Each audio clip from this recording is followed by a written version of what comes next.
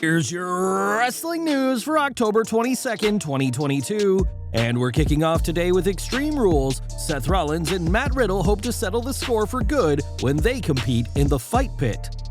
The match is WWE's answer to mixed martial arts' cage matches, so it's only fitting that a star of MMA will be involved. Ariel Helwani was the first to report that Daniel Cormier will serve as the special guest referee for the fight, which was later confirmed by WWE. A former UFC heavyweight champion, Cormier announced his retirement back in 2020 and said in a statement shared by Helwani that he's the only guy in Philadelphia qualified enough to oversee the Fight Pit. The Fight Pit has been used only twice before in WWE as part of NXT, with Riddle calling his fight with Timothy Thatcher on the May 27, 2020 episode one of his most unforgettable matches. The addition of Cormier to the Fight Pit match at Extreme Rules will bring WWE some major mainstream coverage, and we'll have to see how the retired fighter fares in his role as guest referee. WWE Extreme Rules will also see Bayley challenge Raw Women's Champion Bianca Belair in a ladder match, the first ever singles women's ladder match on the main roster. Bayley hopes to add more gold to Damage Control's collection, but she'll need to make it official with Belair first. On tomorrow's Raw, Bayley and Belair will take part in a contract signing, which if history has taught us anything, will be anything but peaceful. Belair has been on a roll ever since she came to the main roster, but between this stipulation and Bayley having Damage Control in her corner, the odds may be way too much, even for the EST at Extreme Rules. We imagine that Bayley and Belair will get physical during their upcoming contract signing on Raw, but two people who cannot and will not are Matt Riddle and Seth Rollins. While the pair will have a face-to-face interaction on Raw, WWE has decreed that there is a no-contact clause in effect, meaning the two can't touch each other. If either man attacks the other, they'll be removed from the Fight Pit at Extreme Rules. It's also been announced that AJ Styles and Rey Mysterio will unite to take on the Judgment Day's Finn Balor and Damian Priest, as both men have suffered because of the group as of late. Given how manipulative Seth Rollins can be, we wouldn't be surprised if he tries to come up with a way to get around the no-contact rule, but we'll have to tune in to tomorrow's Raw to find out. Now, it was at WrestleMania Backlash that Rhea Ripley joined the Judgment Day, coming to the aid of then-leader Edge. Ripley has spent less than 2 years on the main roster, officially joining the Red Brand in March 2021, but fans have seen her go through quite the dramatic change over that time. Speaking to Sports Bible Australia, the Judgment Day's personal eradicator spoke about her transformation from cool babyface to gothic heel, saying, "I feel like this is a different side of me compared to the Rhea Ripley from a year ago. It's just different personas and emotions inside of me that get to come out. I'm being very cheeky on TV these days and getting my hands dirty, and it's been a lot of fun." Ripley is thriving as part of the Judgment Day, and although she's not been in the Raw Women's title picture in quite some time, expect the former champion to be back there soon enough. When the Shield debuted all the way back at Survivor Series 2012, it was clear from the start that all three men were destined for greatness. Sure enough, all three would become multiple-time world champions, but neither Seth Rollins nor Jon Moxley have enjoyed a prolonged push like Roman Reigns. Even when I'd won the title at WrestleMania, cashed in, great moment, I still felt like I was second fiddle to Roman. I still felt he was the guy and you're the placeholder. He's totally ready and we're totally ready to put the ball in his hands, but for now you're a step ahead, so we're gonna give you this, and then we'll move on to where we're going to be. Rollins added that WWE has almost never considered him as a WrestleMania main eventer, with the only time they thought of him closing out the show being when Reigns pulled out of WWE's biggest event in 2020. Rollins may be a huge name, but his career can't match the success of his Shield brother, and that's something the Visionary is well aware of. Over to AEW now, as Tony Khan has made a lot of decisions over the years that have gone down well with fans, but a decision made this week was not one of them. On Twitter, the AEW president announced that from now on, AEW will no longer be available on Space, meaning fans in Mexico, much of South America, Central America, and the Caribbean will no longer be able to access a Spanish-commentated program. In fact, the only place AEW are still sticking with Space is Brazil, and Khan's decision to end Spanish-speaking commentary for many Spanish-speaking areas has not gone down well with fans who, until recently, have used Space. One account even pointed out how Khan had made his announcement on Twitter only in English, which they felt was another sign of disrespect by AEW and their leader. As we all know, Mexico is a nation rich in wrestling tradition, with several AEW stars calling the country home, but now fans in Mexico and the neighboring areas will have to find another route to AEW's Spanish commentary.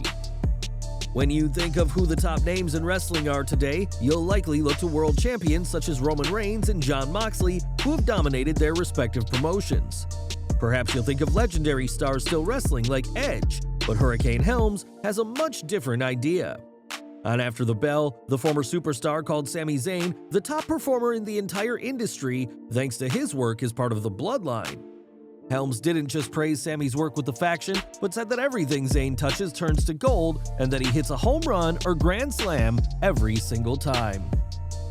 Zayn can be goofy at times, but that hasn't stopped WWE from putting him in the very serious Bloodline, a sign of the company's confidence in the Canadian, according to Helms. From his entertaining match with Johnny Knoxville at WrestleMania to sharing the screen with Roman Reigns, Sami Zayn has been a hit in 2022, and his momentum with the crowd showed no signs of slowing down. More from Seth Rollins now, as while he may be a heel, he didn't deserve an attack from a fan during an episode of Raw last November. Rollins' attacker was mad after getting scammed by an imposter who posed as the Visionary and jumped the barricade believing he was confronting the man who conned him. Speaking in that interview with Ariel Helwani, Rollins recalled the attack and how everything happened so quickly. "It was so fast, I didn't really have time to process it. The only thought I remember having was when he was on top of me and they were already pulling him away, but he had like a handful of my hair, and I was just trying to punt him off me with whatever foot I had underneath. My instinct was to grab his head immediately just to control his head. I don't have any jiu-jitsu training and all, so whether I did anything right or wrong is completely instinctive. But yeah, my instinct was just as soon as I knew that someone was upon me, just to control his head as best I could. I was just thankful that security was there. I was thankful that he wasn't armed in any way. That could have gone very badly. And then in the aftermath, I just felt bad for him. When I saw online what his situation was, and that he had possibly been catfished out of some money and his mental capacity wasn't great, I just felt bad. I felt bad that there wasn't anybody in his life that could help him out. It was an unfortunate situation that I think was handled as best as it could all the way around."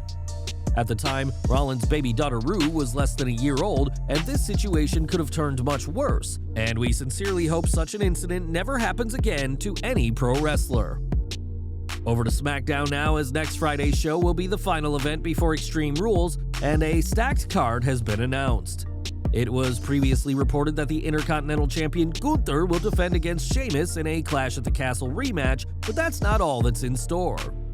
It's also been confirmed that the Bloodline Solo Sikoa will take on Ricochet, while Roman Reigns and Logan Paul will be present on the show for a face-off. Paul will challenge the undisputed WWE Universal Champion at Crown Jewel on November 5th, but neither he nor Reigns may wait another month before coming to blows. Cody Rhodes was instrumental in putting AEW on the map. The American Nightmare stayed with the Jacksonville-based promotion for nearly 3 years before returning to WWE at WrestleMania 38. Cody Rhodes was involved in several projects with TBS during his time in AEW as well, and his decision to leave the promotion shocked fans, peers, and network officials alike. Sean Ross Sapp reported from behind Fightful's paywall that Warner Bros. Discovery executives pushed for Cody Rhodes to stay in AEW when they were made aware of his decision to leave. In speaking with Warner Bros. Discovery sources, we are told that several efforts were made within the company to retain Cody Rhodes in AEW. Between AEW, Rhodes to the Top, and Go Big Show, Rhodes had developed a good rapport with several in Warner Media at the time. We're told that the Cody Rhodes WWE deal wasn't official until a few weeks before WrestleMania, even though WWE considered it a foregone conclusion. As a result, after the merger of Warner Bros. Discovery, there were inquiries in the company completely separate of AEW to gauge Rhodes' interest in staying. Among those that we're told made an effort to reach out to Rhodes was Sam Linsky, who serves as Associate General Manager and Senior Vice President of Scripted Original Programming for TNT, TBS, and True TV. We've heard that there wasn't any ill will between either side, and Rhodes had told those who asked that it was, quote, time to leave the territory. It was also reported that, due to the Rhodes connection across multiple Warner Bros. Discovery shows, they were also contacted to possibly participate in the upfronts. We weren't told if that was tied to AEW, the other shows, or a combination. Cody Rhodes is getting closer to making a WWE return as well. Fans are anxiously awaiting for the American Nightmare to regain the momentum he had lost due to his terrible injury. Well guys, that's our news for today. Please share your comments below. Also hit the like button, subscribe to our channel, and hit the bell icon to receive all notifications. And as always, thanks for watching.